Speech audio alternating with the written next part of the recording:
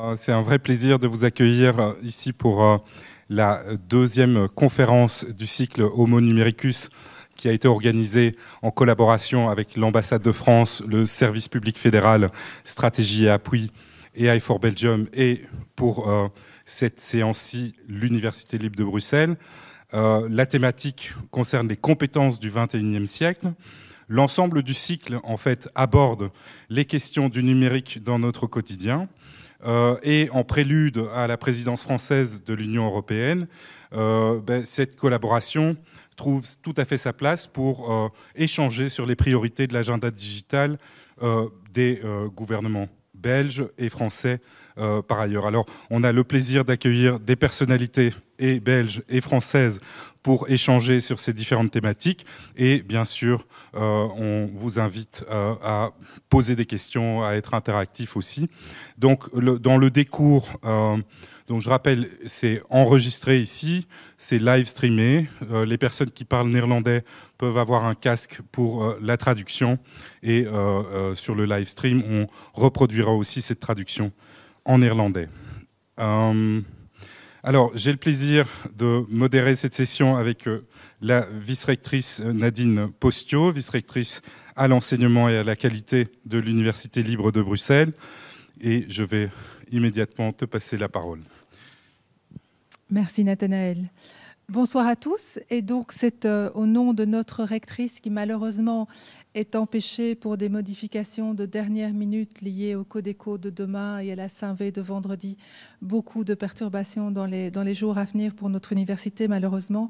Et donc, c'est en son nom que j'ai le plaisir de vous accueillir ce soir. Alors, je suis d'autant plus heureuse d'ouvrir cette conférence que l'ambassade de France est une des ambassades avec laquelle l'ULB a le lien le plus étroit. Et ce lien est privilégié et relativement ancien.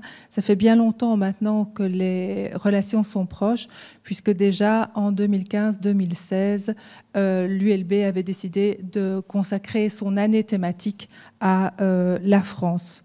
Alors, la conférence de ce soir est bien entendu un exemple de cette collaboration. Et ce lien privilégié entretenu avec l'ambassade est en réalité représentatif des liens qui unissent notre université à la France. La France est un des faits, un de nos partenaires internationaux les plus importants en Europe. J'en veux pour preuve le nombre d'étudiants de nationalité française inscrits dans nos diverses facultés. 5 900 étudiants français à l'ULB cette année, record battu. L'existence de près de 80 accords Erasmus. Le fait que la France est l'une des principales destinations européennes de nos étudiants qui quittent et qui vont suivre un programme à l'étranger, ainsi que le pays européen qui nous fournit le plus d'étudiants en mobilité. Les doubles diplômes sont également extrêmement nombreux, à la fois en ingénierie, mais également en droit avec l'Université de Grenoble. Et bien sûr, nous avons un partenariat tout à fait privilégié dans le cadre de notre alliance européenne, où nous sommes vraiment main dans la main avec l'Université Aix-Marseille. Donc vraiment, l'ULB et la France, c'est une longue histoire. Et donc avant de céder la parole, je voudrais vraiment remercier l'ambassade de France pour son aide dans l'organisation de cette soirée.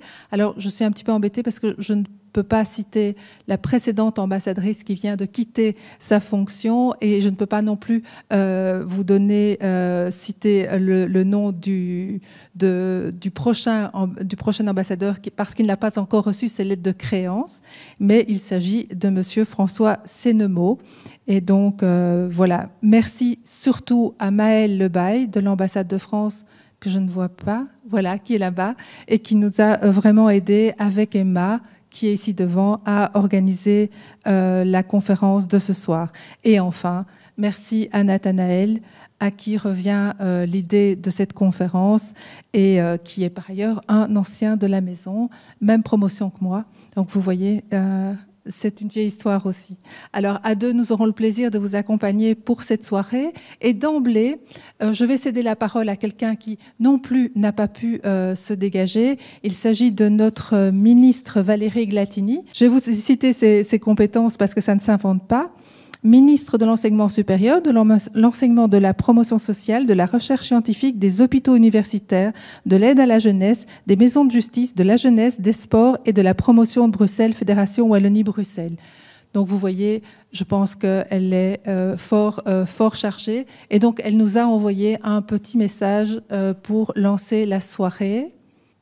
Bonjour à toutes et à tous. Les compétences du XXIe siècle et la révolution de la formation à l'heure du numérique sont des enjeux essentiels et ils sont au cœur de nos préoccupations. La crise du Covid nous a fait prendre conscience d'un certain retard en matière d'équipement numérique et de capacité d'usage, que ce soit pour nos enseignants ou encore pour nos étudiants. Et nous sommes confrontés depuis plusieurs années à des pénuries de travailleurs dans les domaines technologiques ainsi qu'à un manque de soft skills en la matière. Ce déficit, il concerne tout le monde, y compris les managers, et nous constatons également un manque de compétences numériques de base. À cet égard, en tant que ministre de l'Enseignement supérieur, j'ai souhaité m'emparer de cette problématique via plusieurs leviers d'action. Et tout d'abord, la réforme de la formation initiale des enseignants. En effet, la manière d'envisager l'éducation traditionnellement ne repose pas sur le développement des soft skills. Mais on le sait, il ne suffit pas de décréter un changement pour qu'il advienne, il faut offrir un nouveau cadre pour expérimenter de nouvelles pratiques. Ensuite, nous avons débloqué des moyens pour les équipements informatiques dans l'enseignement supérieur et dans l'enseignement de promotion sociale, moyens qui ont été très largement augmentés grâce à l'intervention du plan de relance européen. Parallèlement à cet équipement, j'ai prévu des moyens pour la formation des professeurs, notamment pour les soutiens par les pairs. Et enfin, pour cerner au mieux la problématique, nous avons aussi financé une recherche sur l'impact de la crise sanitaire en matière de transformation numérique. Cette étude, qui sera menée par une équipe de l'ULB, devra permettre de cerner les besoins en la matière et j'attends avec impatience les conclusions et les recommandations. Comme vous le voyez, les défis sont importants, mais des initiatives et des solutions existent. Je vous souhaite dans tous les cas une excellente conférence à tous. Bon travail. Merci Madame la Ministre. Voilà, donc on peut commencer. Je vous assure que préparer ces conférences, je voulais aussi remercier fort Thomas Michelon, qui est le directeur du service culturel de l'ambassade et qui a été aussi une cheville ouvrière de l'organisation de ce cycle. Le Covid, la technique, les choses hybrides, le multilingue. Bon, on est dans cette phase Homo numericus, mais on expérimente encore. Alors, on a le plaisir de commencer par 2 keynotes, et puis elles seront suivies par un panel. Et comme première keynote, j'ai le plaisir d'inviter Saskia Van Uffelen. Saskia Van Uffelen est impliquée dans les technologies informatiques depuis plus de 25 ans, notamment au niveau vente et marketing. Elle a travaillé dans les plus grands groupes comme Xerox, Compaq, Ericsson, Inetum. Depuis 2012, c'est notre Digital Champion auprès de la Commission européenne et donc elle porte ces sujets depuis très longtemps. Elle est la responsable de la coalition pour les compétences digitales et pour la professionnalisation au niveau belge. En 2011, elle a été nommée comme ICT Woman of the Year. Elle a aussi d'autres titres et nominations au cours de sa carrière.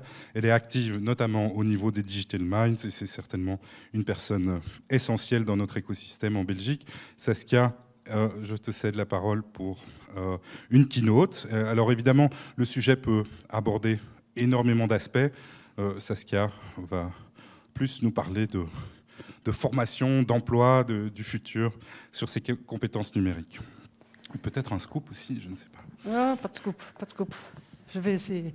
Messieurs, mesdames, bonsoir. Ce que Nathaniel a oublié de dire, c'est que normalement, j'ai un diplôme pour être devant la classe, ou pour au moins donner de l'éducation physique, mais je suis tombé dans le secteur de la technologie et resté dedans. Mais c'est pour dire que j'ai quand même beaucoup de mon cœur qui est avec tout ce qui concerne la formation, l'éducation, mais que j'ai plutôt fait des rôles dans le secteur en exécutif, local et international. Et donc je vais aussi essayer de partager un peu avec vous pourquoi est-ce qu'on fait des études et comment est-ce que le marché d'emploi par après évolue. Parce que souvent, on entend dire qu'il y a un écart entre les compétences des étudiants et ce que le marché en a besoin. Et moi, je vais essayer de vous amener en 2040 et un peu de montrer où on va. Maintenant, la raison pourquoi je fais le rôle depuis 2010, je dis toujours, c'est ma responsabilité sociétale. Je le fais en plus, et je le fais toute seule avec beaucoup de support des gens qui veulent m'aider. Mais je trouve que tout le monde a une responsabilité sociale à prendre, et le rôle de Digital Champion pour moi en est un.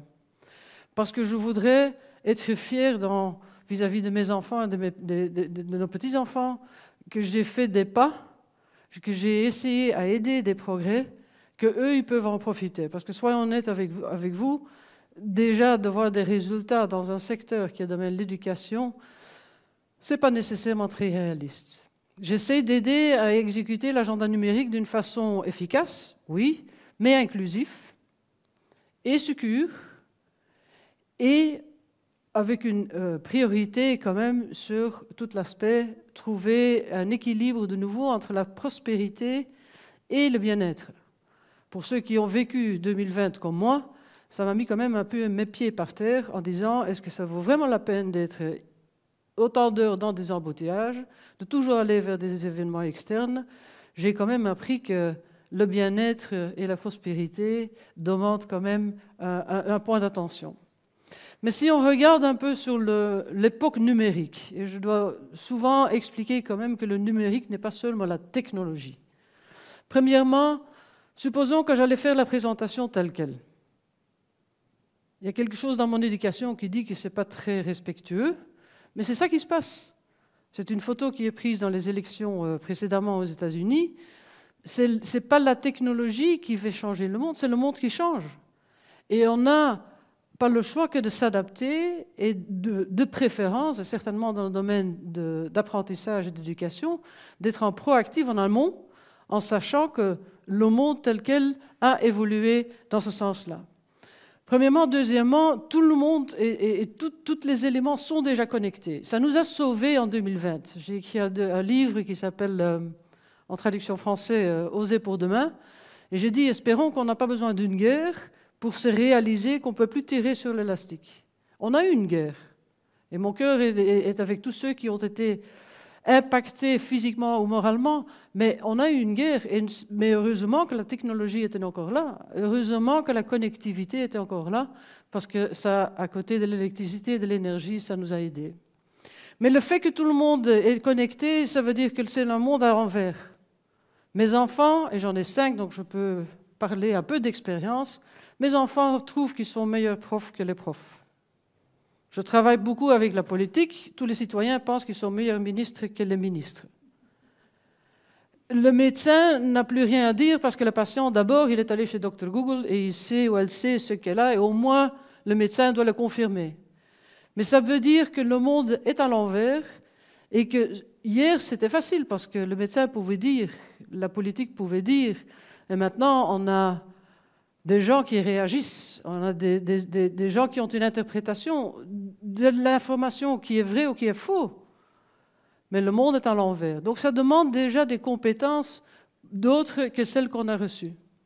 Le fait que tous et tout le monde est connecté donne aussi le fait que le concurrent ne vient pas du secteur. J'ai été administrateur dans une université et j'ai osé dire le concurrent de l'université ne sera pas une université. Le concurrent dans le domaine de l'éducation n'est plus une éducation qui va vers un diplôme qu'on a à un certain moment dans le temps, et puis on travaille jusqu'on a en Belgique, au moins on a 67 ans, et là on va commencer à profiter de la vie. On apprend constamment, on est obligé d'apprendre constamment, et on est obligé d'apprendre à tout le monde à apprendre constamment. Donc c'est pour ça que le concept au niveau de lifelong learning a une nécessité. Parce que je n'ai pas besoin des spécialistes en technologie dans le secteur de l'informatique, j'ai des gens qui savent réfléchir d'une façon créative, innovative, qui ont de l'empathie, parce que l'intelligence artificielle va déjà faire tout ce qui concerne le hard stuff. Jeroen, qui est le chef au niveau d'une étude qu'on a fait, Be the Change, a montré que ce n'est pas les robots qui prennent nos jobs. Pour tous les jobs qui disparaissent, on est en train de créer 2,8 en plus en Belgique. Mais la question, c'est quelles sont les compétences qu'on aura besoin pour effectivement remplir ces fonctions. Moi, j'ai une vision 2040. 2040, moi, comme citoyenne, je voudrais avoir une facture. une facture qui contient l'éducation de moi, de mes enfants, le gaz, électricité, les utilités, l'assurance, le transport, le télécom, et tout sur une facture. Ça veut dire qu'entre maintenant et 2030, tous les secteurs doivent se mettre ensemble parce que moi, je ne vais plus changer d'avis. Ça veut dire que les compétences ne peuvent plus être des compétences dédiées à un secteur. J'ai besoin des gens qui savent travailler d'une façon multidisciplinaire. J'ai besoin des gens qui savent mieux collaborer, travailler ensemble avec des gens qui étaient peut-être leurs concurrents. Que les gens comprennent les fonctions, qu'ils comprennent les intérêts des différents métiers pour pouvoir y arriver. Data, bien évidemment, est un élément important, mais ce qui me manque, et laisse-moi quand même aussi au niveau d'éducation, ce qui me manque beaucoup, en dehors de cybersecurity et GDPR, c'est la gestion d'une façon éthique au niveau de data. Et pour ça, je n'ai pas besoin d'un Chief Digital Officer ou Data Officer dans les sociétés. J'ai besoin des gens qui ont un comportement et qui réalisent que d'avoir une responsabilité éthique au niveau de data, c'est la responsabilité de nous tous. Si je vois de temps en temps comment les adultes communiquent en social media,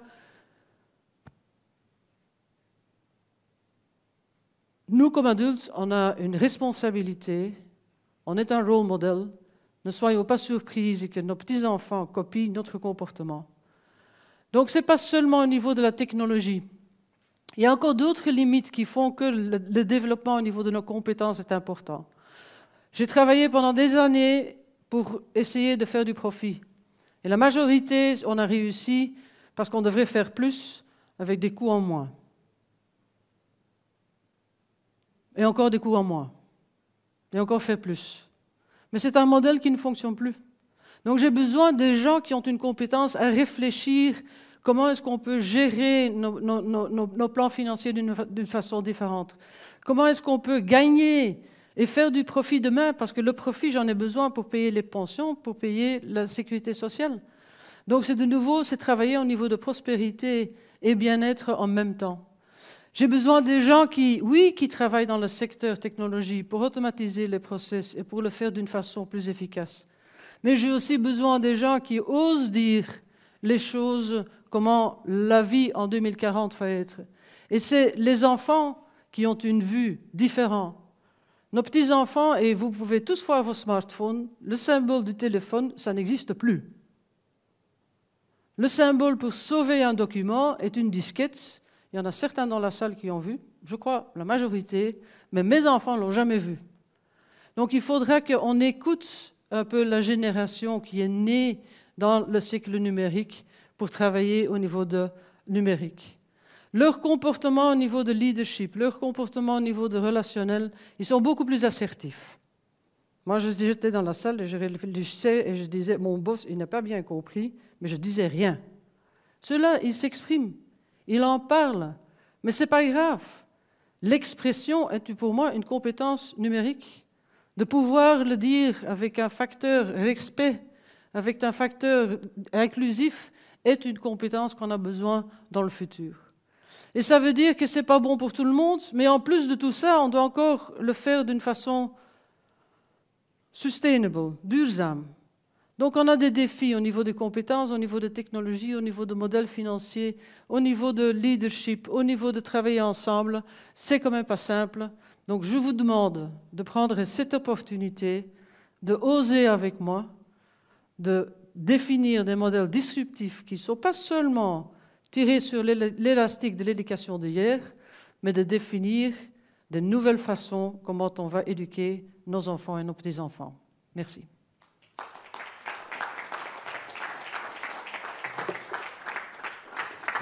Merci beaucoup, Saskia. Voilà. Alors, je propose de passer à la deuxième keynote et puis de faire un petit tour si vous avez des questions. Et maintenant, donc, nous avons le plaisir d'accueillir François Tadei en ligne. Bonjour François. Bonjour. Voilà, je vais te présenter. Donc, François est directeur de recherche à l'INSERM, donc un spécialiste de biologie, mais dès le départ, ce qui l'a intéressé, c'est de voir comment les cellules apprenaient. Finalement, il a concentré et évolué sa carrière vers ces questions d'enseignement et d'apprentissage. Il est cofondateur avec Ariel Lindner du Centre de recherche interdisciplinaire, qui est vraiment un centre focalisé sur ces questions-là, sur les questions d'apprentissage, de pédagogie, notamment, parce qu'il y a aussi la biologie et aussi maintenant une troisième section, intelligence artificielle numérique, je pense. Et maintenant, vous l'avez rebaptisé, tu l'as rebaptisé Learning Planet Institute, ça ressemble bien à ce carrefour qu'est le CRI à Paris, où on trouve des profils tout à fait différents qui collaborent. Alors, depuis 2013, le CRI développe des programmes éducatifs basés sur la recherche et expérimente aussi différents types de programmes. En 2014, tu as obtenu la chaire UNESCO pour les sciences de l'apprendre. Tu as été rapporteur à l'OCDE. Tu as aussi remis les rapports pour Najat Vallaud-Belkacem, pour Jean-Michel Blanquer, notamment en développant l'idée de société apprenante. En 2018, je pense, tu as publié un bouquin « Apprendre au XXIe siècle », donc qui balaye les nouvelles manières d'apprendre, ce qu'il faut apprendre, l'intelligence collective et aussi la coévolution des intelligences avec l'avènement des technologies d'intelligence artificielle. Tu travailles à l'heure actuelle sur un nouveau bouquin qui s'appelle « Et si vous ?» et on va te laisser en dire plus, mais dans le contexte des crises sans précédent qu'on rencontre, dans le contexte où l'héritage athénien est remis en question, donc la démocratie, même le siècle des Lumières, donc, est remis en question aussi. Et finalement, quel cri on peut lancer aussi vis-à-vis de la jeunesse, qui se demande un peu comment s'orienter dans le monde qui vient et comment inventer des futurs qui soient souhaitables. François, on va interagir avec toi, bien sûr, mais on a le plaisir de t'écouter maintenant pendant les 20 minutes qui viennent. La parole est à toi. Merci beaucoup, j'espère que vous m'entendez bien. Et en fait, je voulais réagir sur la COP26. Vous avez tous vu les résultats de la COP.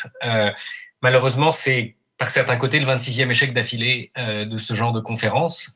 Et on voit bien que la jeunesse est de plus en plus désabusée et de plus en plus mobilisée face à ces difficultés. Donc, le défi qui est devant nous, c'est de les former aux compétences du 21e siècle.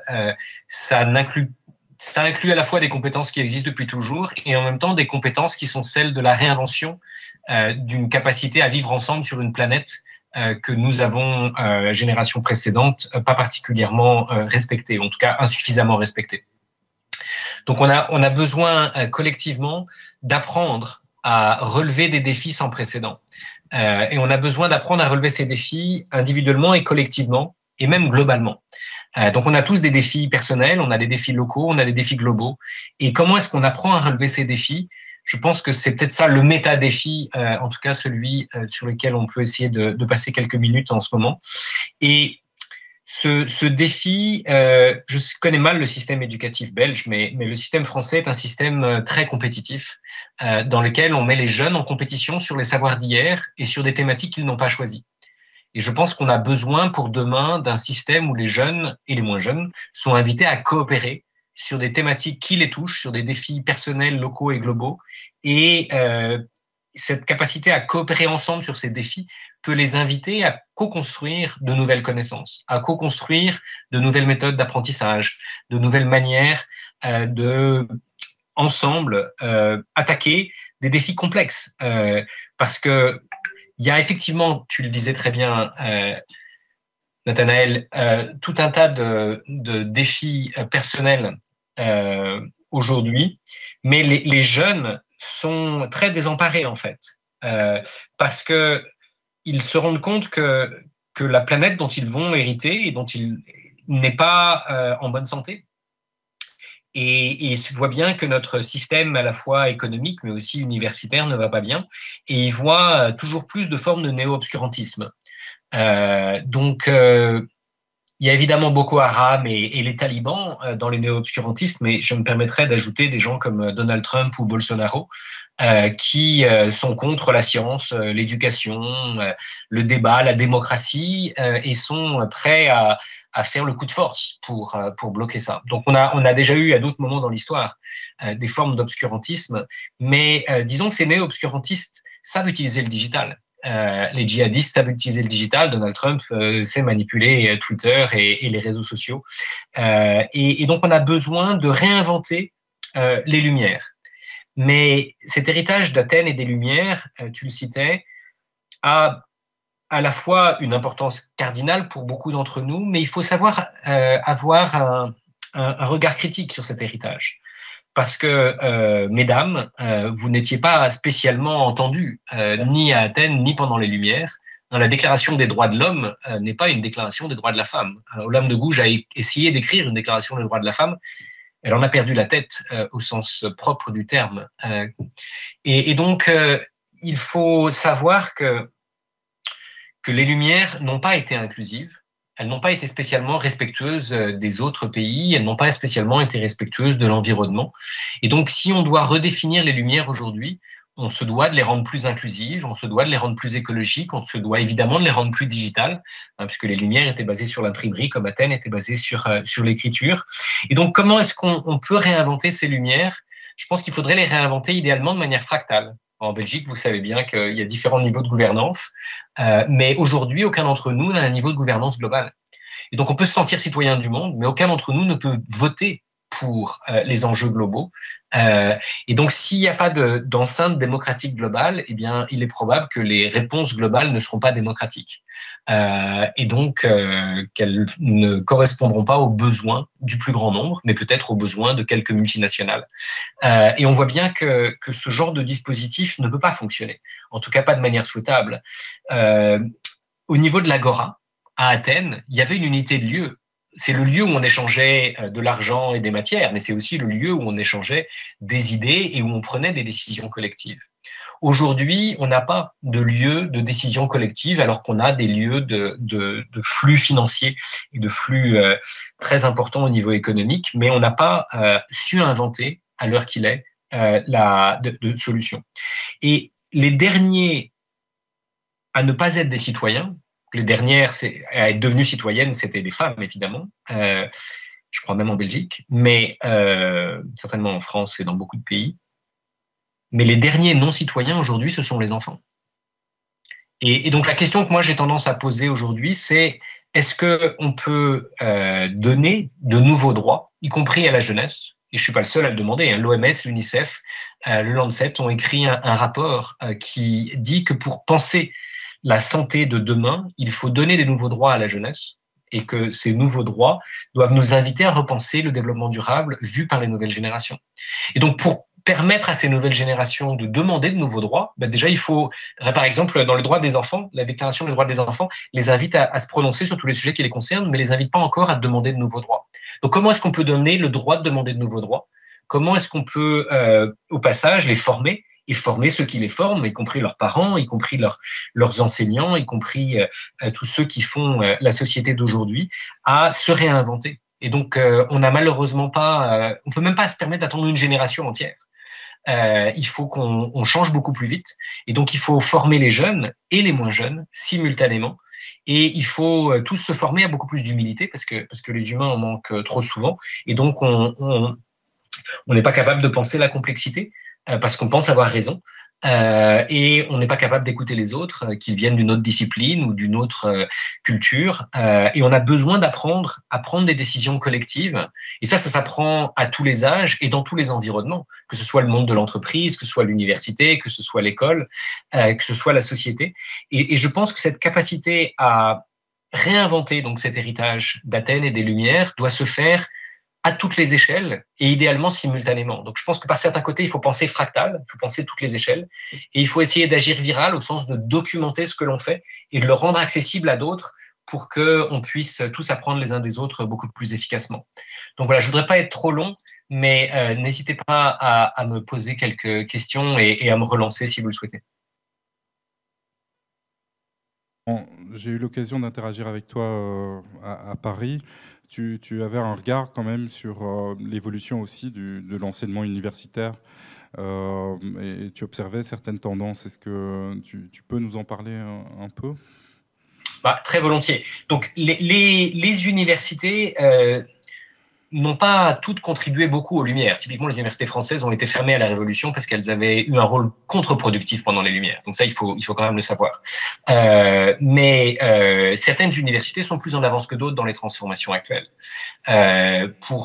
Donc il y a par exemple un mouvement d'université européenne qui va plutôt dans le sens de ces questions de durabilité, de capacité à mobiliser de l'intelligence collective, à mobiliser différentes disciplines, être à l'écoute de ses étudiants. Donc, je pense que ça va dans le bon sens. Mais l'université qui, pour moi, est leader sur le sujet aujourd'hui, c'est Arizona State University.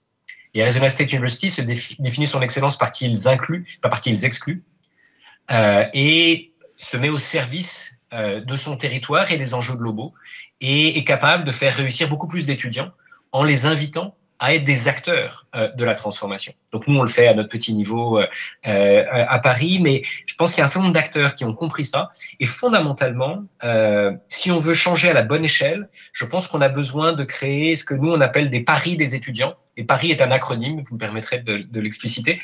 C'est un des programmes d'activité de recherche et d'innovation sociétale portés par les étudiants au service de leur territoire, au service de leur communauté.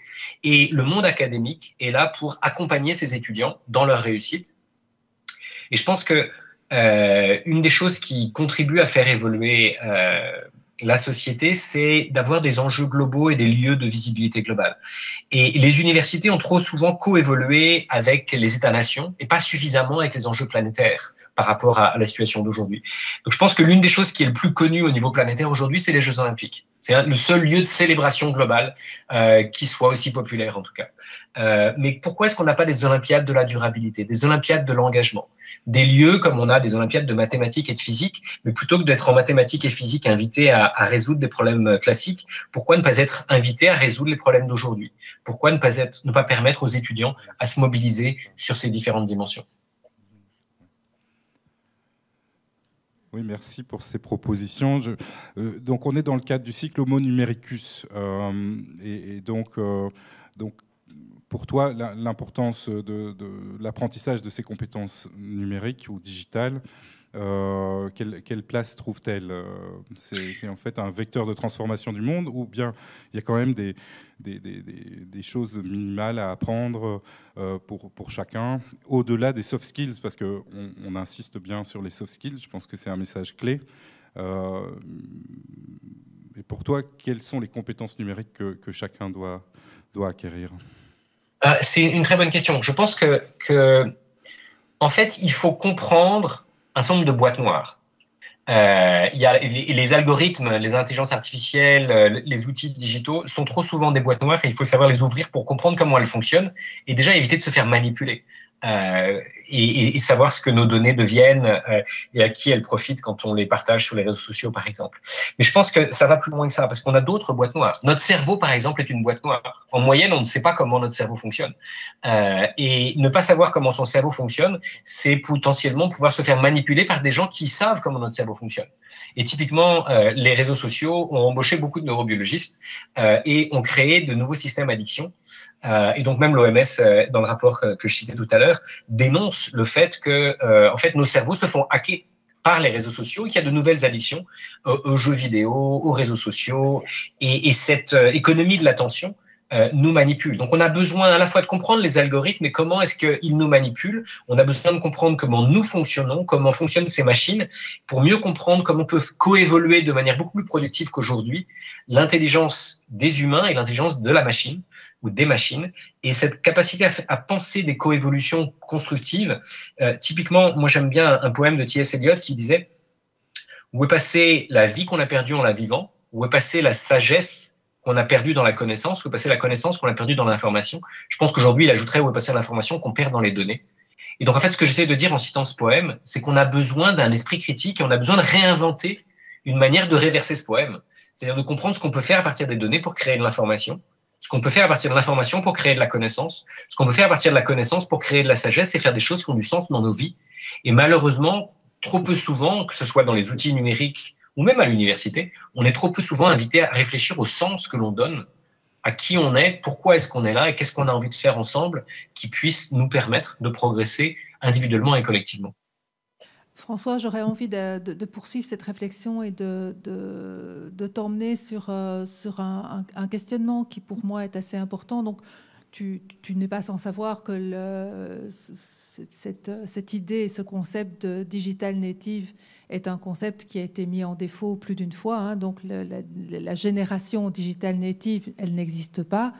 En fait, on sait que les étudiants qui nous arrivent à 18 ans ne maîtrisent pas les compétences numériques de haut niveau qu'on pourrait attendre dans une formation universitaire. Donc l'usage juvénile du numérique ne correspond pas du tout à des compétences de haut niveau telles que tu viens de les décrire ici. Et donc c'est un véritable défi pour nous d'accueillir ces étudiants avec en tête l'idée qu'en effet, il faut qu'ils aient à la fois ce regard critique et cette capacité d'utiliser les compétences numériques à un niveau relativement exigeant. Et on n'y arrive pas. Enfin, ça n'a jamais fait partie des programmes universitaires. Il y a un enjeu vraiment extrêmement important. On sait maintenant que la fracture numérique, elle ne se fait plus sur la possession du matériel. Ça, c'est plus tellement une question. Maintenant, la fracture numérique s'est déplacée sur les usages. Et on voit bien que ces usages divisent clairement notre communauté étudiante entre ceux qui sont capables de développer des compétences numériques d'un niveau relativement élevé et ceux qui n'en sont pas capables. Quel regard tu portes là-dessus ? Je pense que trop souvent, la culture numérique est une culture de consommation. Et il faut passer d'une culture de consommation à une capacité à être acteur et auteur de la société numérique. Je vais donner juste des petits exemples, même presque simplistes. Mais du haut de ses 7 ans, ma fille adorait les dauphins et les baleines, et donc elle a lu tous les petits livres qu'elle a trouvés à la bibliothèque locale. Et elle a voulu en savoir plus, elle est allée sur le web et elle a découvert Wikidia. Je ne sais pas si vous utilisez Wikidia en Belgique, mais Wikidia, c'est la Wikipédia des enfants. Et en fait, elle a appris, parce qu'elle s'est rendue compte qu'il y avait une erreur dans cette page de dictionnaire du haut de ses 7 ans, et elle a choisi je lui ai montré qu'elle pouvait l'éditer. Et donc, elle a pu corriger une erreur dans un dictionnaire en ligne à 7 ans. Et à 8 ans, elle aimait les cachalots et elle a créé la page cachalot. Et donc, ce que je veux dire, c'est que ça peut commencer super jeune, mais ça suppose que on ait des gens bienveillants qui nous éduquent. En l'occurrence, pour elle, son père, mais ça pourrait être le cas d'enseignants. Ça devrait même être pour moi le cas d'enseignants.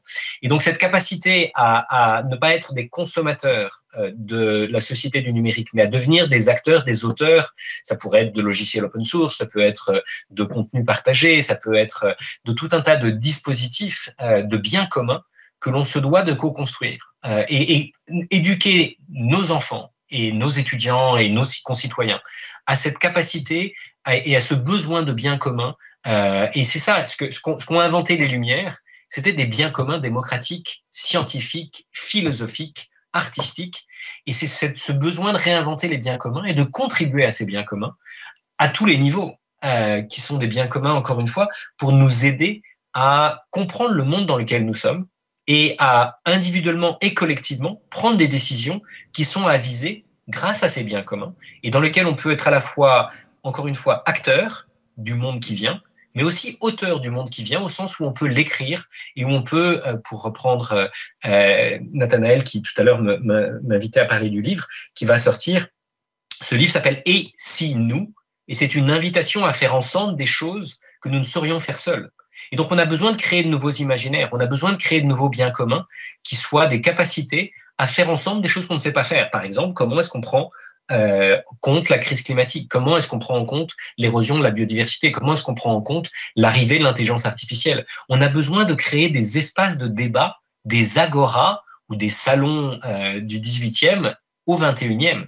Et ça, le moins qu'on puisse dire, c'est que les réseaux sociaux, on aurait pu espérer que ce soit des lieux d'intelligence collective. Honnêtement, c'est des lieux qui trop souvent amplifient la bêtise collective. Donc, on a besoin de réinventer ces sujets. Et je pense qu'effectivement, faire prendre un peu de recul à nos étudiants et à nos enfants et à toute la société est plus nécessaire que jamais.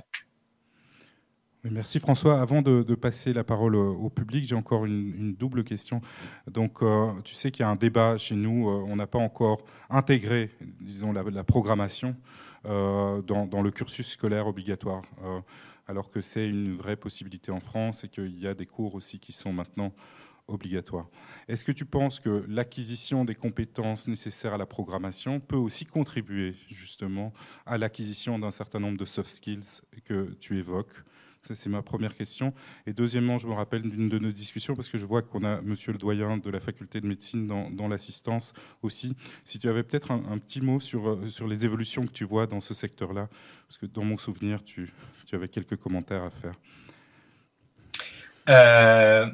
Oui, donc c'est sûr que la capacité à apprendre à coder, en fait, c'est une nouvelle forme d'écriture.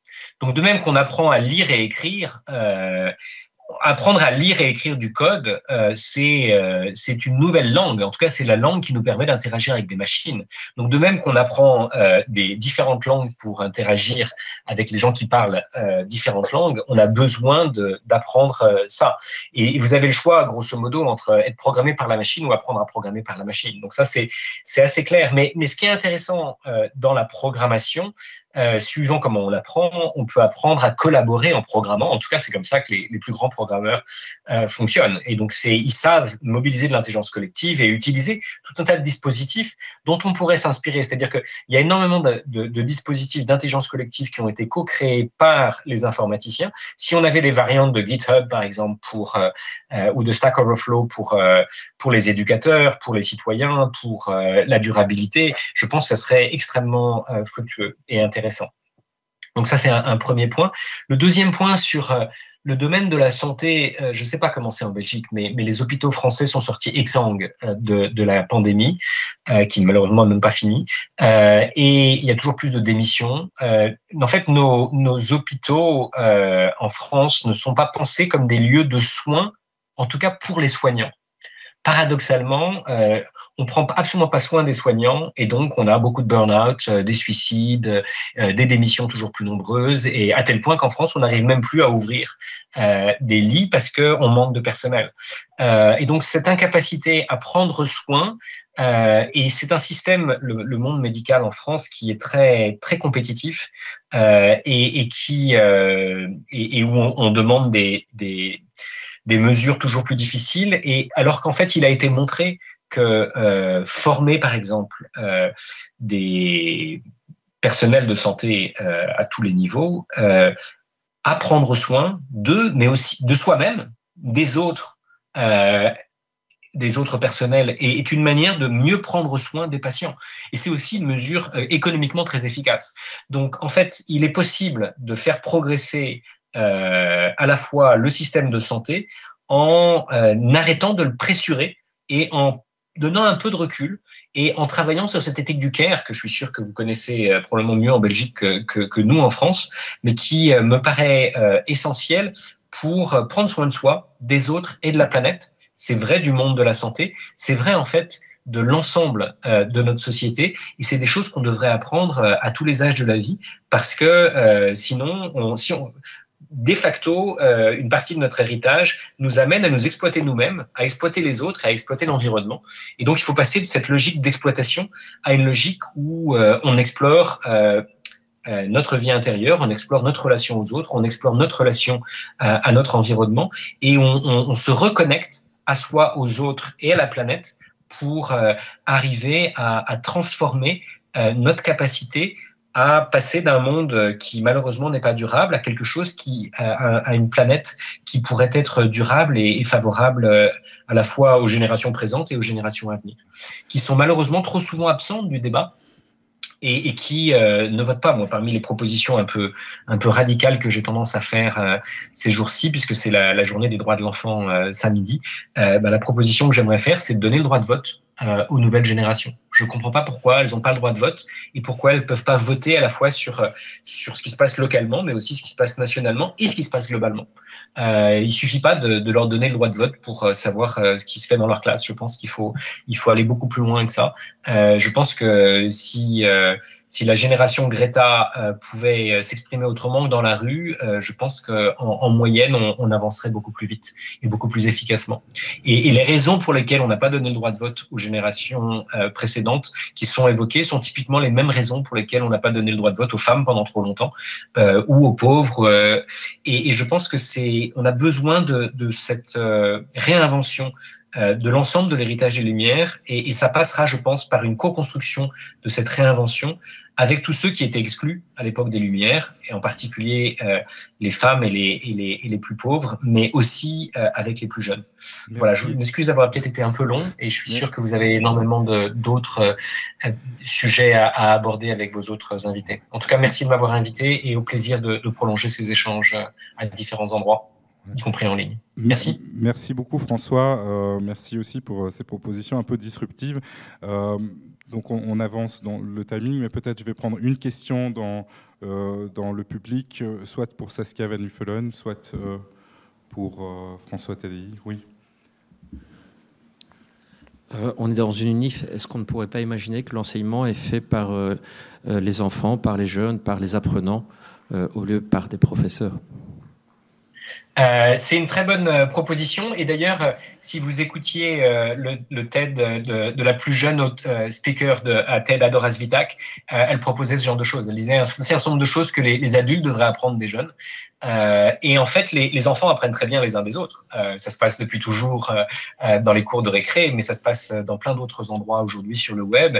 Et par exemple, à Berkeley, les jeunes peuvent créer leurs propres cours, et sous réserve que l'université les valide, ils sont à la fois validants pour les étudiants qui les reçoivent, mais aussi et certainement pour ceux qui les offrent. Donc il y a plein de choses que l'on peut mettre en œuvre. L'apprentissage entre pairs fonctionne à tous les niveaux. Si vous voulez par exemple inventer les métiers de demain, ce qui est une grande partie de vos discussions d'aujourd'hui, eh bien ça va pas venir d'une décision venue d'un ministère ou même d'une multinationale. L'apprentissage des métiers de demain se fera entre pairs qui seront en train d'explorer de nouvelles manières de faire. Et donc ça s'apprend, et on peut accompagner les jeunes et les moins jeunes dans cette capacité à apprendre de ses pairs. Par exemple, on peut célébrer ce que l'on apprend, on peut célébrer de qui on l'apprend, et se rendre compte de la diversité des sources d'apprentissage et des lieux d'apprentissage et des modalités d'apprentissage. Et donc c'est ce qu'on essaye de faire avec l'UNESCO dans le cadre de la Journée nationale de l'éducation, qui est le 24 janvier. Donc vous êtes tous invités en Belgique et ailleurs aux quatre coins de la planète au festival qu'on appelle le Learning Planet Festival, qui est un festival où on peut tous célébrer ce que l'on apprend.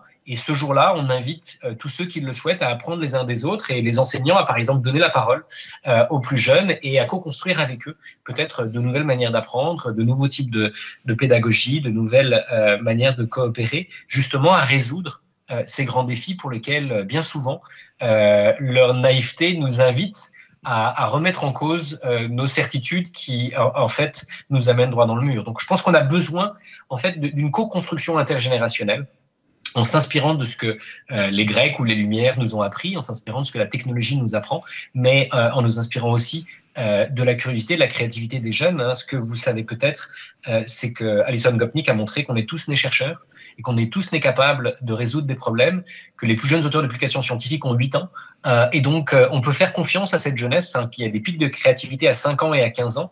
Ce que Alison Gopnik a montré, c'est que ces étudiants de Berkeley ne savent pas résoudre des problèmes que des enfants de 5 ans savent résoudre. Donc en fait, on est capable, de manière intergénérationnelle, à mon avis, de mobiliser différentes formes d'intelligence, parce qu'on n'a pas exactement la même forme d'intelligence à différents âges, mais qu'on a besoin de cette diversité, à la fois de neurodiversité et de diversité culturelle et générationnelle, pour essayer de résoudre des problèmes très complexes pour lesquels aucun d'entre nous n'a la réponse aujourd'hui. Et il faut en avoir l'humilité de le dire, contrairement à ce que les gouvernements prétendent trop souvent. Merci, voilà. François. Merci pour cette bonne question. Merci pour cette question. Alors maintenant, on va passer au panel. François, si tu as des commentaires, tu me les envoies par SMS. Et donc, j'ai le plaisir maintenant d'accueillir pour ce panel, honneur aux dames, Marie-Pierre Dequier. Donc, Marie-Pierre, tu as cofondé en 2018 France Apprenante, qui est un écosystème dédié aux compétences du XXIe siècle. Ça tombe bien, qui fédère plus de 700 entreprises en France, et qui permet d'engager les personnes et les communautés dans la démocratisation des nouveaux modes d'apprentissage et aussi le passage à l'échelle. Et je pense que cette question du passage à l'échelle est absolument essentielle aussi en Belgique. Je t'en prie, rejoins le panel. Alors, tu as aussi la cofondatrice et la présidente de The Game, hein, donc, qui est une société qui permet, à travers le jeu, d'acquérir des soft skills. Tu es aussi professeur à Centrale Supélec dans le département leadership et métiers de l'ingénieur. Et je vais arrêter la présentation ici. Alors ensuite, on a le plaisir d'accueillir Ben Smith. Ben Smith est notre directeur des ressources humaines pour l'ensemble des services publics fédéraux. Ben Smith travaille dans les services publics depuis 1986. Il a été également le directeur général de la transformation digitale sur les dernières années. Donc, c'est difficile d'avoir un panéliste plus qualifié pour participer au débat de ce soir. Ben, je t'en prie, rejoins le panel. Voilà, je pense qu'une des questions aussi qu'on pourrait aborder, c'est la question du rôle de l'État et le rôle des fonctionnaires aussi, comment éventuellement ils peuvent évoluer par rapport à tout ça. Alors ensuite, on a, sans ordre de préférence, mais Jérémy Lamry, qui nous a fait le plaisir de nous rejoindre. Jérémy, tu es multi-entrepreneur, hein, tu as monté Monkey Tie, tu es aussi actif et je pense que tu es en train de monter une société à l'heure actuelle. Tu es le fondateur du LabRH, qui est une initiative, cofondateur du LabRH, qui est une initiative incroyable en France, qui réunit énormément d'acteurs impliqués dans la transformation RH, notamment des grandes entreprises, mais aussi des services publics. Et c'est là que j'ai eu l'occasion de te rencontrer. Tu as étudié à Oxford, à HEC Paris, tu as un doctorat en psychologie sociale, notamment sur les compétences du XXIe siècle. Et j'avais encore une chose importante, me semble, à te dire en tête, c'est que tu écris un bouquin. Tu as déjà écrit un bouquin, hein, Les compétences du XXIe siècle. Voilà. Et tu es en train d'écrire un autre bouquin dont tu vas peut-être nous parler sur le panel. Je t'en prie, rejoins-nous. Et enfin, Jeroen Franssen, qui a déjà été un peu introduit par Saskia, qui est monsieur Be the Change pour la Belgique, qui a conduit cette étude importante menée par Agoria, Roland Berger, mais aussi de nombreux acteurs, pour nous projeter dans le futur et voir en fait quelles sont les compétences dont on a besoin, quels sont les parcours qu'il faut mettre en place, quelles sont les compétences qu'on a besoin aussi pour les métiers de demain. Jeroen, tu vas nous parler de tout ça et on a le plaisir d'accueillir Nadine une nouvelle fois pour la modération de ce panel. Nadine, je te cède la parole. Merci Nathanaël.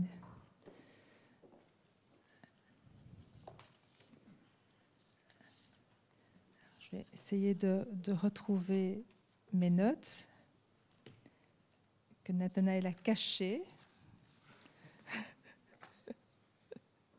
Voilà, ça y est, je les ai retrouvées.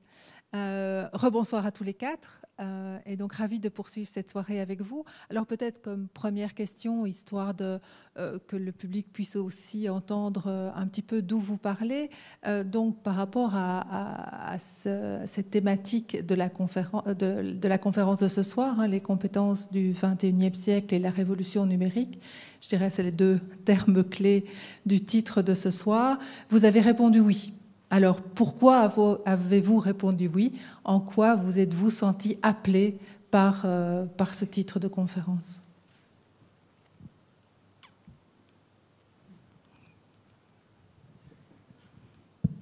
Oui. Voilà. Moi, j'ai répondu oui parce qu'il n'y avait rien à la télé. Et non, j'ai répondu oui parce que, en tant qu'expert du marché du travail pour Agoria, on a cartographié l'impact de la digitalisation sur le marché du travail belge. Et là, les défis sont très clairs.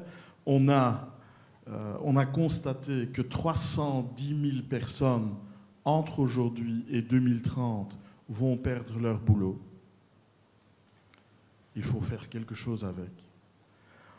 On va devoir créer, pour soutenir les ambitions de notre gouvernement fédéral, on va devoir créer 600 000 nouveaux jobs.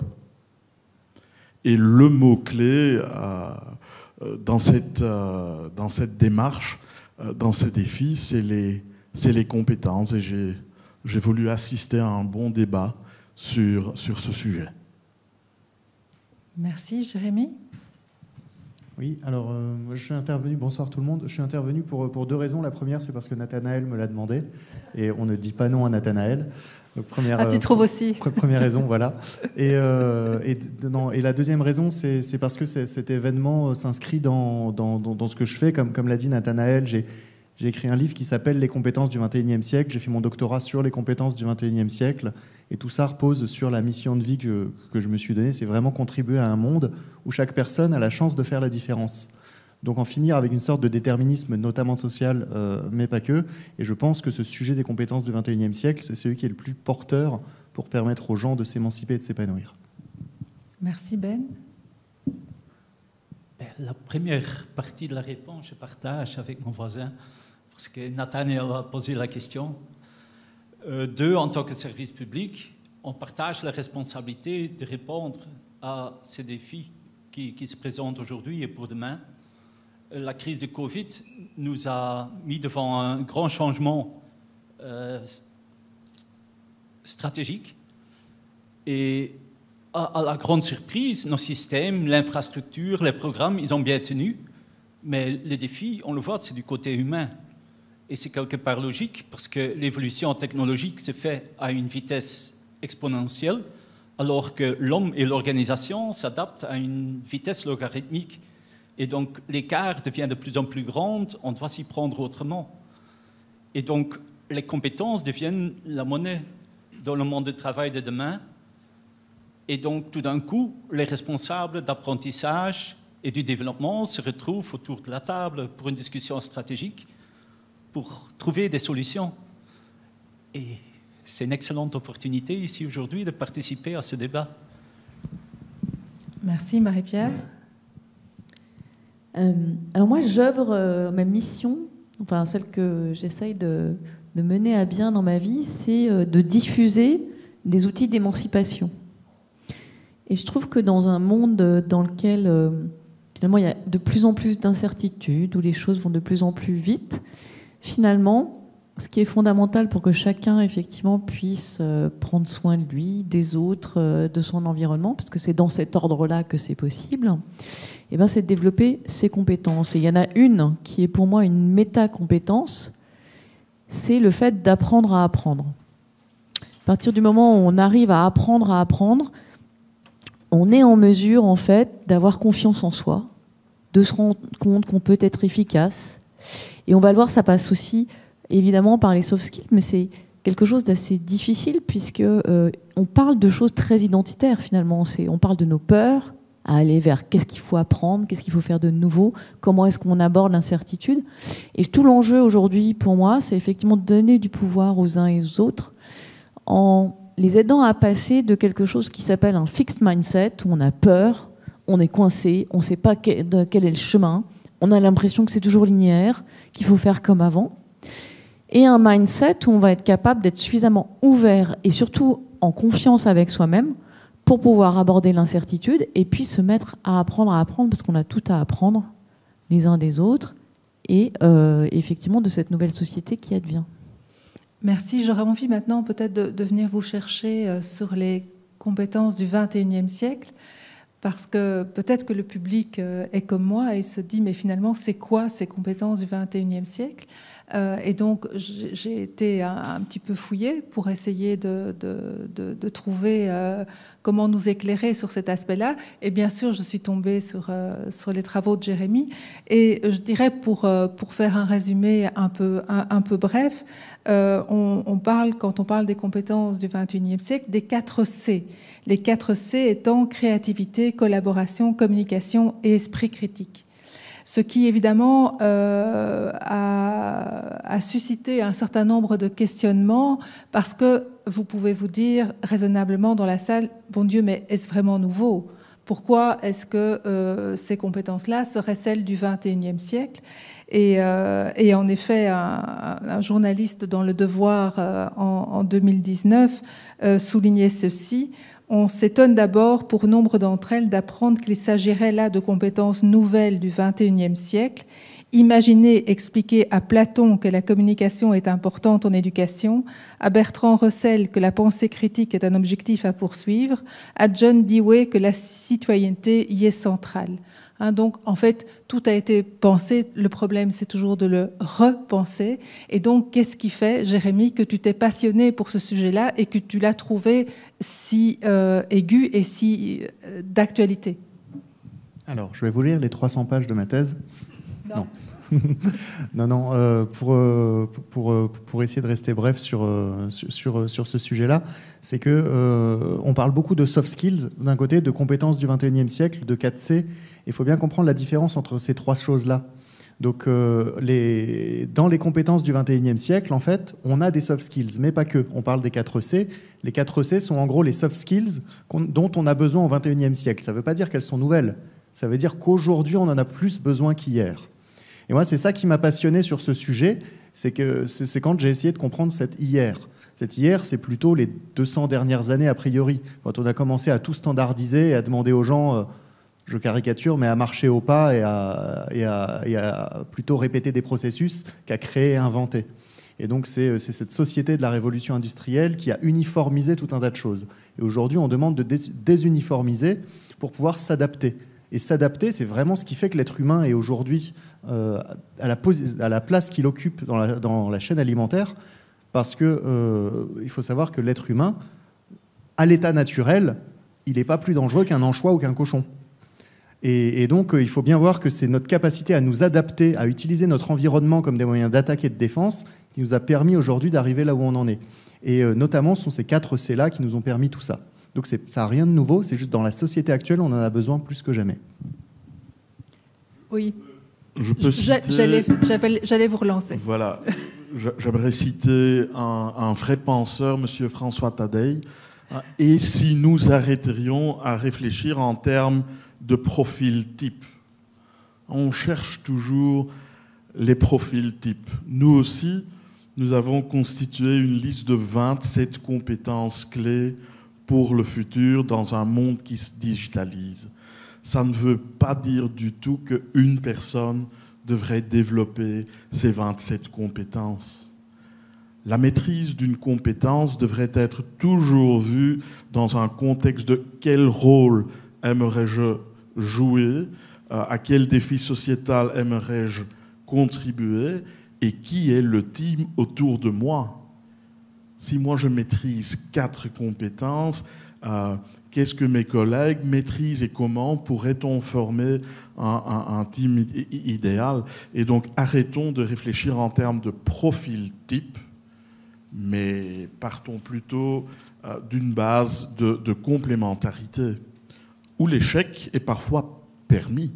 Mais j'allais vous poser la question à tous les 4, par rapport à cet objectif extrêmement louable, mais qui n'est pas nouveau, et qui, de ce que je vous entends, paraît extrêmement d'actualité. Et donc, quelque part, vous signez en fait l'échec de la formation universitaire actuelle. Personne ne va vouloir répondre à cette question. Tu m'étonnes. Non, c'est pas l'échec de la formation. D'abord, il y a plein de formations différentes. Il y a plein d'endroits où il se passe des choses assez extraordinaires. Non, c'est l'échec de la manière dont on a pensé la formation. C'est-à-dire qu'on est dans une ère industrielle où, effectivement, comme l'a dit Jérémy, on a voulu standardiser, optimiser. Résultat, on a mis des gens dans des cases, voire dans des tâches dans lesquelles il n'y a plus de sens. Et on voit bien que les gens sont en burn-out, en bore-out quand ils s'ennuient au boulot. Parfois, ils sont en dissonance cognitive parce qu'ils font des choses qui n'ont pas de sens pour eux, voire qui vont à contresens de ce qu'ils pensent. Donc aujourd'hui, il faut ressortir d'un schéma où on a instrumentalisé les gens et leur temps, c'est ça, qui crée d'ailleurs un désengagement énorme. Aujourd'hui, quand on regarde les études, il y a 10% des gens qui sont engagés dans leur travail. Bon, évidemment, c'est les cadres sup, ceux qui dirigent, et les autres le sont moins. Et donc, on est en train de perdre de l'engagement, de perdre de la productivité, de perdre du sens. En fait, les gens ne sont pas des ressources au même titre que les finances ou que les bureaux. Il y a un moment donné, je crois qu'il faut qu'on sorte de cette représentation, en fait, que nous a amené l'ère industrielle. Donc, elle nous a apporté beaucoup de choses, ça c'est formidable. Maintenant, On n'a pas oublié la communication, la collaboration, la pensée critique et la créativité. Mais on a oublié de les cultiver. L'école, enfin en tout cas ce qui concerne la France, l'école est extrêmement individuelle, compétitive. On ne fait pas de coopétition comme ce que peut faire Jérémy avec 12 entreprises. Donc le sujet, c'est qu'il faut qu'on réapprenne, en fait. C'est-à-dire qu'on a des croyances qui collectivement nous limitent, qui sont « il faut qu'on soit bon tout seul ». Et c'est comme ça qu'on sera reconnu. Les gens ont peur de prendre la parole en public. Or, Internet nous a amené la possibilité de tous prendre la parole. C'est quand même extraordinaire.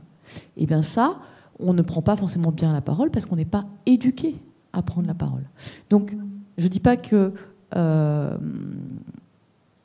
dis en fait qu'il faut renforcer et recréer du lien et recréer du collectif. En fait, notre globalisation mondiale fait qu'on a oublié ce qu'il y a au quotidien autour de nous, les gens qui sont autour de nous, tout ce qu'ils peuvent nous apprendre, ce sur quoi on peut s'appuyer.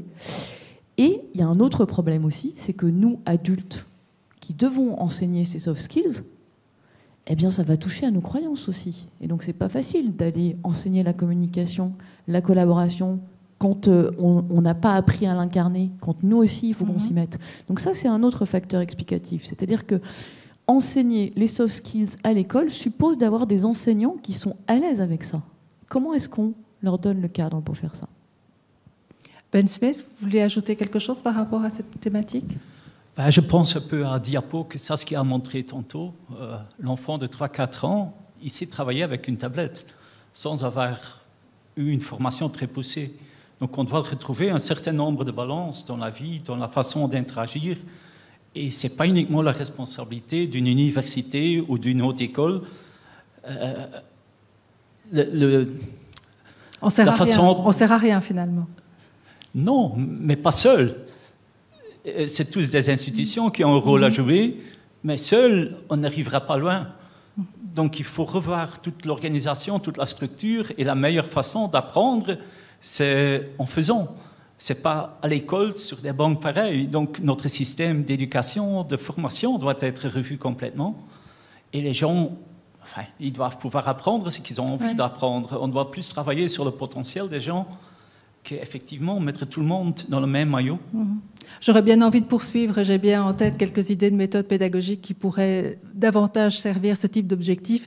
Mais j'aurais aussi envie de souligner que peut-être qu'avec 1200 étudiants en première année, dans un auditoire, pas simple de penser la formation autrement. Mais on ne va pas s'étendre là-dessus. Je propose peut-être de passer aussi la parole à la salle et de prendre quelques questions de votre côté.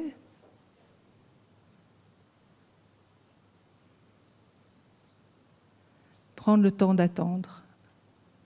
Oui, monsieur. Ne laissez pas monsieur parler tout seul toute la soirée. Hein. Donc, vous préparez déjà la suivante ? Je dirais deux choses. Premièrement, qu'est-ce qui empêcherait que 1200 étudiants puissent apporter quelque chose à l'UNIF? Qu'est-ce qui empêcherait de ces étudiants de faire leurs petites vidéos et d'apporter la crédibilité, de la confiance à eux-mêmes et de l'image à l'ULB? C'est simplement une question de croyance aussi. Oui, et d'un prof qui va regarder 1200 vidéos, mais oui. Et ils ne doivent pas nécessairement travailler individuellement, ils peuvent travailler en groupe. Non, ils peuvent travailler sur des projets comme on en a parlé tout à l'heure. Il y a énormément d'initiatives très intéressantes qui sont prises par les enseignants, mais il faut quand même reconnaître que le cadre actuel de l'organisation de l'enseignement supérieur ne favorise pas vraiment ce type de méthode, malheureusement. D'autres questions? Peut-être pour compléter, c'est de dire que en fait, la connaissance, maintenant, elle est partout. Le premier outil d'apprentissage, c'est Google. Hein. Et il est disponible un peu partout dans le monde. Donc l'UNIF, c'est le passé. En tout cas, tel qu'il est fait. Dont acte. Tel qu'il est fait. Hein. Oui, je vous entends. Ici, une question au milieu de la salle. Je peux quand même réagir à ce que monsieur... Oui, okay. Vas-y. Vas-y, fais-le tout de suite. Je suis aussi convaincu que l'université devrait de plus en plus devenir une sorte d'écosystème qui offre une bonne base de connaissances, mais qui est aussi le coordinateur des projets sociétaux sur lesquels les jeunes travaillent en équipe non sur base de la même filière, mais en équipe multidisciplinaire, Oui. les jeunes cherchent vraiment à avoir un impact avec ce qu'ils ont appris le plus vite possible. Et ce qui m'a touché dans ce que François a dit, mais ce qui m'a aussi touché quand j'étais au Danemark il y a 3 semaines pour voir avec les ministres d'emploi quels sont les success factors de leur marché du travail, c'est surtout l'engagement des jeunes qui voulaient vraiment faire preuve de ce qu'ils avaient appris en équipe multidisciplinaire sur des projets avec un impact sociétal. Ça m'a fort touché et ça, c'est une bonne manière de transmission de connaissances entre pairs aussi. Juste pour compléter, j'enseigne à Centrale Supélec, donc c'est une école d'ingénieurs, et on avait des projets scientifiques d'un côté et puis des cours de leadership de l'autre. Puis on se rendait compte qu'en fait, c'était bien, on leur faisait faire du coaching, ils réfléchissaient à leurs projets professionnels, mais qui ne progressaient pas in fine. Le jour où on a réussi, parce que c'était ça la difficulté, c'était d'attirer les enseignants scientifiques dans nos cours. Le jour où on a réussi à mettre les projets au cœur du cours, en fait, c'était des journées, c'était des cycles de 2 jours, il y a eu des progrès extraordinaires qui ont été faits par les étudiants, parce que tout d'un coup, on passait de la connaissance à l'expérience et au retour d'expérience. Résultat, l'école centrale aujourd'hui, c'est axé quasiment essentiellement sur de la pédagogie par projet. C'est-à-dire que les cursus maintenant sont autour des projets. Et en fait, ce que disent les chercheurs du MIT Media Lab, c'est qu'il y a 4 P pour apprendre.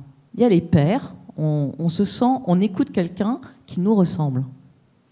Il y a les projets, on apprend effectivement en faisant comme vous le disiez. Il y a le plaisir. Ça, c'est hyper important. Donc, le rôle du jeu, le fait qu'on est avec des gens sympas, ça change tout pour apprendre. Et puis, le dernier point, c'est effectivement la passion. C'est-à-dire qu'on ne va pas apprendre pour apprendre. Si on ne comprend pas à quoi ça sert, on ne va pas le faire. Même quand on comprend à quoi ça sert, on ne va pas le faire. On va le faire parce qu'on a envie de faire un truc. On apprend à faire de la couture parce qu'on a envie de se faire un déguisement. Et c'est comme ça que ça marche. Et donc, quand on considère ces 4 P, il y a plein de choses à faire. On peut faire des classes inversées, on peut faire co-construire effectivement de la connaissance aux étudiants. Et c'est vrai que c'est difficile et que ça met du temps parce que on traite de la connaissance, en fait. On ne traite pas forcément de l'expérience. On ne demande pas de l'expérience et de la réflexivité sur cette expérience. La manière dont on apprend le mieux, c'est quand on transmet quelque chose. Donc si vous voulez qu'un élève progresse sur quelque chose, vous lui demandez de faire le cours. Et là, il se passe des choses extraordinaires. Donc en fait, ça vaut le coup d'essayer. Je sais qu'il y a plein d'endroits où on essaye, évidemment, dans l'enseignement supérieur. Oui, merci. Moi, j'aurais voulu reprendre la partie où je ne sais plus qui a évoqué ça, je pense que c'était M. Franzen, qu'il y aurait beaucoup de personnes qui perdraient leur emploi et qu'il faudrait en trouver d'autres, et que c'était notamment dû à la révolution industrielle. Alors, je ne sais pas si vous connaissez ce livre qui s'appelle Le Bullshit Job. C'est vraiment... de Graeber. Oui, c'est ça, de Graeber. C'est vraiment quelque chose que tout le monde devrait lire maintenant pour arrêter ce type de mise au travail de gens qui ont des compétences au départ qui sont relativement élevées. Donc, notamment, par exemple, les avocats d'affaires, j'espère qu'il n'y en a pas dans la salle. Il y a toute une série de jobs qui sont considérés, les fameux cols blancs, comme on dit, qui sont considérés comme étant des personnes importantes, qui gagnent pas trop mal leur vie et qui finalement ne servent la plupart du temps à rien, et qui eux-mêmes s'en rendent compte et dépriment et finissent par coûter. Oui, très bonne question. Si vous ne connaissez pas ce bouquin, je vous le conseille vivement. C'est vraiment très, très intéressant. Quand vous lirez ça, vous reconnaîtrez plein de gens autour de vous. C'est vraiment intéressant. Un avis sur le bullshit job ? En tout cas, on ne peut pas nier que la digitalisation va tuer, va supprimer des jobs. 310 000, on a calculé. Je vous raconte une petite histoire sur les employés administratifs. Actuellement, il y a 110 000 employés purement administratifs de trop. De l'autre côté, dans le monde de l'enseignement, il y a une demande gigantesque de candidats. Et les enseignants me signalent toujours que la charge administrative qu'ils ou elles vivent chaque jour est énorme. On peut quand même s'imaginer des programmes de reconversion ou de formation qui font de ces employés administratifs des gestionnaires de dossiers pédagogiques. La question qui se pose alors est: qui va payer pour cette transition ? Qui va payer ? L'employeur actuel ne va pas payer parce que la personne va probablement, après quelques mois, quitter mon organisation. L'autre école, l'université, ne va pas payer parce que la personne n'est pas là. Le gouvernement ne va pas payer parce que le gouvernement ne devra pas payer tout. Mais donc, dans notre système actuellement, qu'est-ce qui se passe ? La personne va d'abord perdre son job, devenir, entre guillemets, un coût pour notre société, recevoir une allocation de chômage, pour puis, espérons-nous, qu'il ou elle va commencer un cours et se réorienter sur le marché du travail. Donc il faut anticiper beaucoup plus, il faut devenir beaucoup plus proactif, il faut oser dire quels seront les bullshit jobs qui vont disparaître d'ici peu. Quelqu'un d'autre sur cette thématique ?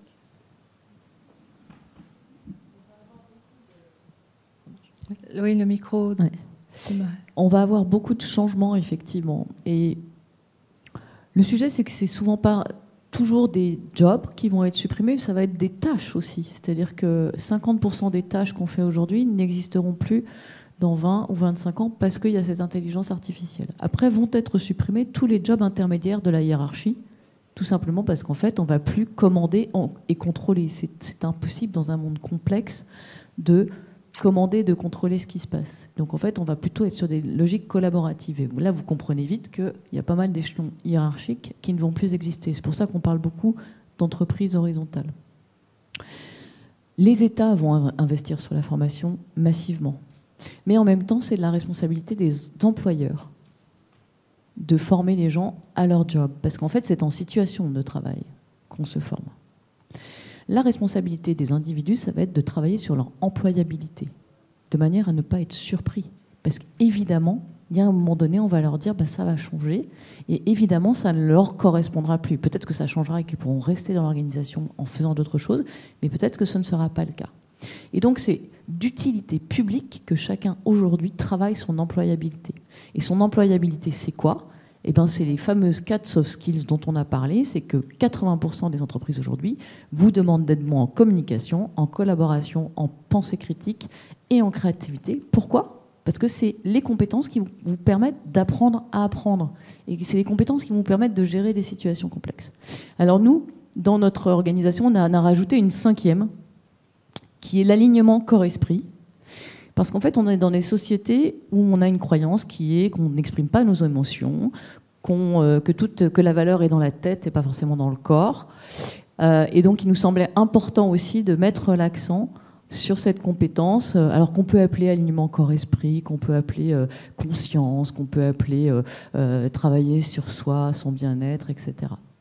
Voilà, donc le message clé, c'est il faut dire à tout le monde de travailler sur son employabilité, de réfléchir à ses rêves, à ce qu'il a envie de faire, d'aller découvrir d'autres métiers, d'aller discuter avec des gens qui font autre chose, parce qu'il y aura peut-être un tilt qui se fera sur une réorientation. Jérémy avait envie de rebondir sur ceci. Oui, je rebondis sur les 2 interventions pour revenir sur votre question. Alors, je rejoins le sujet de l'employabilité. En revanche, je le différencie un petit peu de ce que j'appelle la travaillabilité. C'est l'employabilité, c'est ce qu'il vous faut pour qu'un recruteur accepte de vous recruter. La travaillabilité, c'est votre capacité à créer de la valeur socio-économique dans une organisation. Et donc ça, c'est assez... je différencie les deux parce que vous parlez par exemple bullshit job où vous parlez, où parfois des personnes vont être très compétentes mais peu employables parce qu'elles n'ont pas les codes comme le diplôme ou les choses comme ça. Donc je pense qu'il faut que les gens travaillent leur travaillabilité, c'est-à-dire leur capacité à créer de la valeur, leur employabilité, leur capacité à être recrutés. Mais ça, au vu de ce qui va nous arriver, c'est-à-dire des personnes qui sont aujourd'hui, qui ont a priori des qualifications qu'on pourrait qualifier de relativement faibles par rapport à l'ensemble des personnes et qui vont devoir se reskiller, donc acquérir des nouvelles compétences. Je pense qu'acquérir des nouvelles compétences ne suffit pas. Et les politiques publiques doivent prendre en compte un sujet important qui est le sujet du cadre et de l'identité de la personne. C'est-à-dire qu'on va aussi demander aux personnes de changer d'univers. Et ça prend en compte un contexte souvent social qui est assez important et donc un accompagnement. Et donc l'accompagnement de demain par les agences pour l'emploi et globalement tous les professionnels autour de l'emploi et de l'orientation, ils ne doivent pas seulement travailler sur l'employabilité et la travaillabilité, mais aussi un peu cette capacité à se décentrer, à sortir du cadre. Donc ça implique une conscience de soi, mais aussi une capacité à trouver à trouver son nouveau soi. Et donc une vraie démarche identitaire dans l'emploi. Je pense que c'est la grande différence par rapport à ce qu'on vit aujourd'hui. Je me retourne vers Nathanaël parce que je pense que François a transmis une question par SMS. Oui, c'était un commentaire au début de l'intervention. Alors, on remet en question évidemment les choses qui sont établies. C'était une question qui s'adressait plus à Ben en prenant l'exemple de ce qui se passe à Taïwan ou en Finlande dans l'interaction que les services publics ont avec les citoyens. Et donc la question est comment toi tu vois, puisque finalement c'est ta responsabilité, l'avenir aussi des compétences pour les fonctionnaires, pour les civil servants et leur interaction aussi avec l'écosystème et l'apprentissage qu'ils doivent mettre en œuvre. Le service public n'est pas différent des autres organisations dans la société. Donc, parfois, il y a un peu de retard, mais les mêmes évolutions qui se passent dans le monde du travail, dans les organisations privées, dans les usines, se passent aussi dans le secteur public. Et oui, on a un caractère encore assez bureaucratique, mais nous aussi, on s'adapte, on doit s'adapter. Et donc, il y a également l'aplatissement des organisations, donc tout le système hiérarchique qui doit disparaître, on doit s'organiser autrement, mais on doit aussi plus s'ouvrir à une participation par les citoyens, qui est en fait l'utilisateur des services. Et petit à petit, on voit l'évolution, mais ça prend beaucoup trop de temps. Et donc, il nous faut peut-être des crises comme maintenant le Covid, pour en devenir plus conscient. D'ailleurs, on le dit parfois en Belgique, hein, les grands changements, ce ne se font que grâce à une crise, souvent. Donc, c'est des trucs d'accélérateur. Et donc, oui, le service public n'est pas en dehors de tous ces changements. D'ailleurs, je pense qu'on a été tous un peu surpris par le fait qu'on a continué à fournir les services malgré la crise, malgré le travail à distance et tout ça. Donc, mais allez, les pays qui donnent plus de place pour des processus participatifs et qui donnent les citoyens l'opportunité de participer, c'est vers là qu'on va. Maintenant, j'hésite, mais je suis presque sûr qu'à l'avenir, on n'aura pas une seule fonction. Donc, il y a des livres qui parlent du Future of Work qui disent qu'à l'avenir, une personne aura peut-être 2, 3, 4 rôles à jouer dans des circonstances différentes et qui lui permettent de s'épanouir beaucoup plus.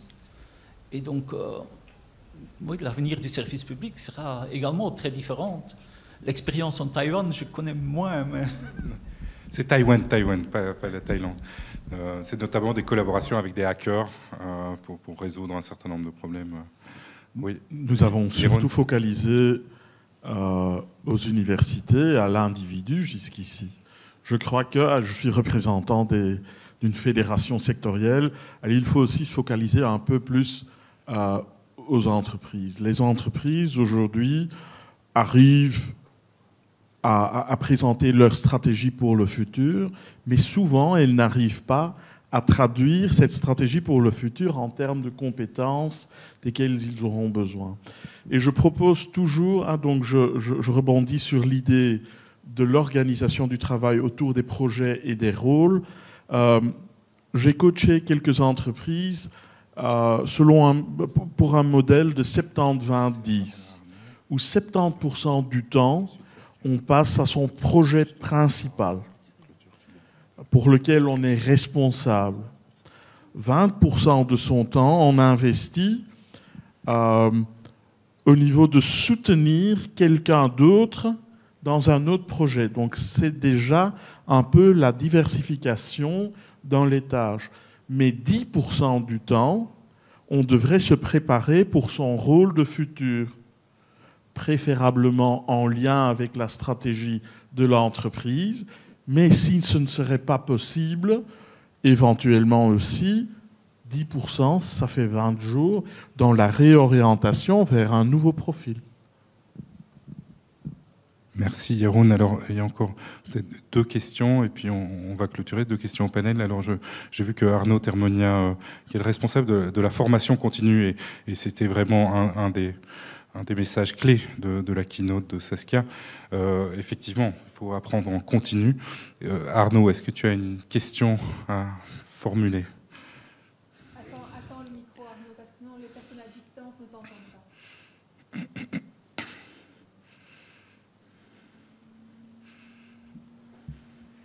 Merci.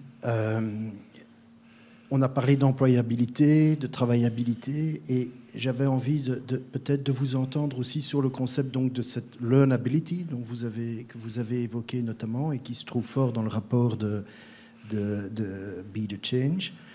Et donc, comment est-ce qu'on peut entretenir, développer, motiver à développer cette learnability tout au long de la vie avec tous les acteurs de l'écosystème en question, et singulièrement les universités, puisqu'elles ont un rôle de plus en plus important à jouer dans cette thématique-là. Je veux bien prendre la parole sur ce sujet parce qu'on mène des expérimentations en France actuellement avec des universités, sur plusieurs types de projets. On a deux projets. Donc, chez Job Teaser, on travaille sur l'orientation et l'insertion vers l'emploi des jeunes.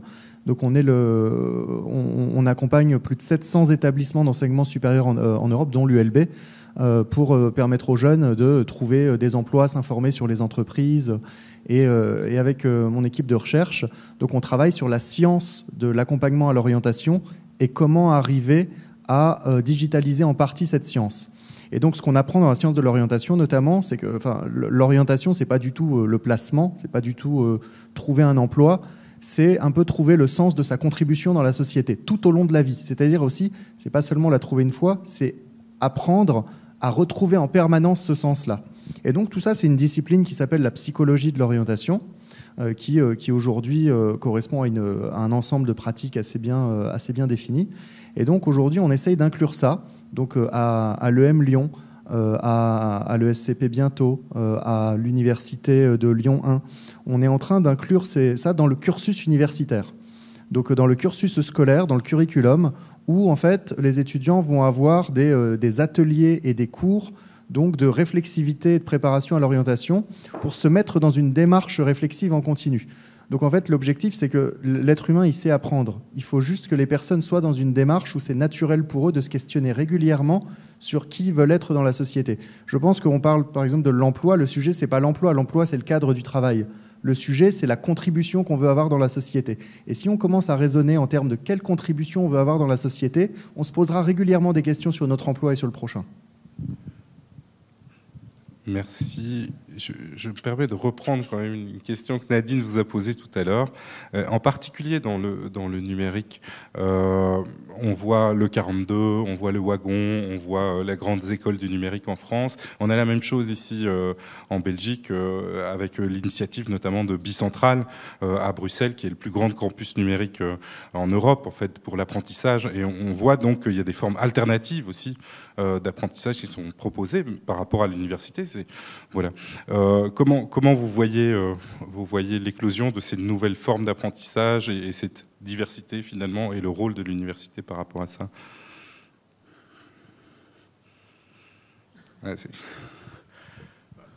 Pour moi, en tout cas, c'est une clé qui permet d'entrer sur le marché du travail. La bonne nouvelle est que tous ceux qui veulent travailler auront un job à effectuer. Et les cours comme chez B-Code pourraient offrir la clé pour rentrer au marché du travail. La mauvaise nouvelle est que ces gens ne seront jamais prêts à 100%. Ils devront continuer à apprendre tout au long de leur vie. Et ce qui se passe, c'est que pour les experts numériques, where the magic happens, c'est là où se croisent deux séries de compétences. D'abord les compétences numériques, mais aussi les compétences spécifiques liées au secteur dans lequel ils font leur boulot. Donc le codage, mais je code pour le secteur de la logistique. Donc il faut aussi apprendre un peu à connaître la réalité du secteur de la logistique. Et donc c'est ces carrefours de connaissances qui deviennent de plus en plus importants. Un autre commentaire, et puis je passe à la dernière question pour Saskia. En fait, il y a de multiples lieux d'apprentissage. Donc l'université en est un, la pratique en entreprise en est un autre, vos parents en sont un, vos collègues. Donc en fait, moi je ne pense pas qu'il y ait à classer ou à... je crois qu'il faut s'inspirer en fonction de sa personnalité. L'université ne correspond pas à tout le monde en termes de mode en fait, d'apprentissage. Donc je crois qu'on a une offre de formation qui est de plus en plus diverse. Et donc ça, c'est formidable. Il faut que chacun trouve sa clé, ce qui lui convient. Et surtout, je pense qu'il faut surtout décloisonner. C'est-à-dire qu'on peut apprendre le code à n'importe quel âge. On peut apprendre des choses sur lesquelles... On a fait de la psycho, très bien. En Angleterre, dans les pays anglo-saxons, ils font ça très très bien. On passe d'un sujet à l'autre. Dans notre culture, en tout cas française, c'est beaucoup plus difficile de passer d'un sujet à l'autre. Donc je pense qu'il y a ce décloisonnement qui est important. Le fait de considérer aussi qu'un certain nombre de formations sont des formations qui sont valables. Aujourd'hui, il y a eu l'initiative de la Grande École du numérique en France qui a labellisé justement toutes ces petites formations de 3 mois, 4 mois qui vous donnaient la capacité à accéder au code. On est en train d'avoir un projet autour de la Grande École de la transition aussi, parce qu'en fait aujourd'hui, il y a peu de choses qui sont faites en matière de transition. Alors il y a plein de petites écoles, mais tout ça n'est pas très reconnu. Voilà, donc la question c'est de donner de la visibilité à tous les moyens de formation. Alors avec France Apprenante, nous on travaille plutôt sur la formation continue. Et ce dont on se rend compte, c'est qu'il y a des outils formidables aujourd'hui qui font de l'adaptive learning, du micro-learning, etc., mais qui ne sont pas diffusés à l'échelle. Et donc ça, c'est ce à quoi nous on essaye de s'employer. Et puis il y a surtout des méthodes qui ne sont pas pédagogiques. Les sciences cognitives ont énormément apporté en matière d'apprentissage.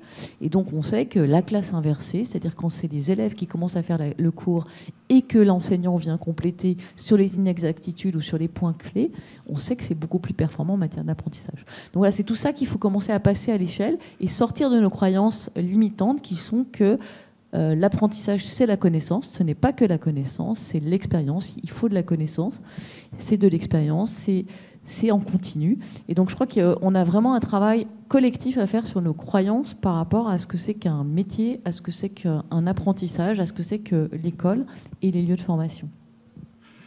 Merci Marie-Pierre. Alors la dernière question pour notre Digital Champion. C'est une question, c'est un problème très complexe. Et j'ai un peu peur que ça va nous prendre beaucoup de temps. Ah oui. Donc je vais reprendre sur la remarque au niveau de bullshit job.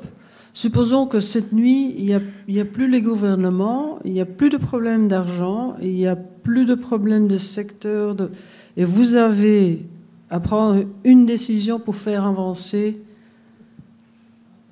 le problème. Quel est le choix que vous allez faire? Je vais me permettre de demander une précision. Si jamais il n'y a plus de gouvernement, qui prend cette décision? C'est moi? Par quelle autorité? Et c'est quel le problème qui... Et quel est le problème à résoudre? Non, en fait, c'est-à-dire que ma question est rhétorique. C'est-à-dire que si demain on n'a plus aucune centralisation, que tout est complètement décentralisé, la décision d'une personne ne compte pas, parce qu'on ne pourra pas l'exécuter. Je comprends, mais l'exécution, c'est quelle est la priorité qu'on doit choisir? Aujourd'hui, on est 2021. On voit dans tous les pays qu'on va droit dans le mur, aussi bien au niveau de la prospérité, mais aussi au niveau du bien-être. Donc on n'a pas de temps à perdre. Et j'ai peur que l'année prochaine, on sera encore d'avoir cette même discussion, et l'année d'après, on aura encore la même discussion. Donc, sur base de vos expériences, si demain, il n'y a pas de limite, vous avez tous les moyens, j'organise l'exécution, pas de souci, mais quelle priorité à choisir? Peut-être je peux reformuler aussi, Saskia, parce que je sais ce que tu veux dire. Si tout était possible, quoi. Hein, si tout était possible, c'est quoi la priorité selon vous? Quelle est la priorité qu'il faut faire? L'éducation et la rééducation. L'alternance pour toute filière de l'enseignement supérieur. Oui. Le plaisir de faire et de réaliser. On ne commente pas les réponses de cette question. Oui. Marie-Pierre, alors? Moi, j'aime bien le plaisir aussi. Non, un investissement massif pour que les gens reprennent confiance en eux et justement puissent aborder cette... Donc, c'est quoi? C'est de la formation, de l'accompagnement, du développement personnel, du développement professionnel. Voilà. C'est de l'investissement. Et d'ailleurs, le plan de relance, en tout cas en France, consacre 15 milliards là-dessus, en particulier aux gens les plus défavorisés. Et le plan IA, dans cette deuxième phase, pour 1,5 milliard en France, consacre 800 millions à la formation. Donc ça a été annoncé la semaine passée. Donc voilà, petite aparté. Alors, on va clôturer. Je voulais simplement signaler aussi que le cycle de conférences ici se trouve sous le haut patronage de notre secrétaire d'État à la digitalisation, Mathieu Michel, et du secrétaire d'État à la transition numérique, Cédric O. Donc c'est une vraie collaboration. Et je remercie encore nos panélistes, Nadine, à qui je vais passer la parole. Ce que je propose, c'est qu'on se mette peut-être tous avec Saskia ici et qu'on prenne une photo, tous ceux qui veulent. Et puis je vous remercie. Je te passe la parole pour le dernier mot. Oui, juste vous remercier d'être venu à l'ULB ce soir pour suivre cette conférence. Vraiment vous remercier pour votre attention et répondre à la question de Saskia. On passe tous les programmes en apprentissage par problème et par projet. Ça va? On fait ça. Je vous souhaite une bonne soirée et à bientôt.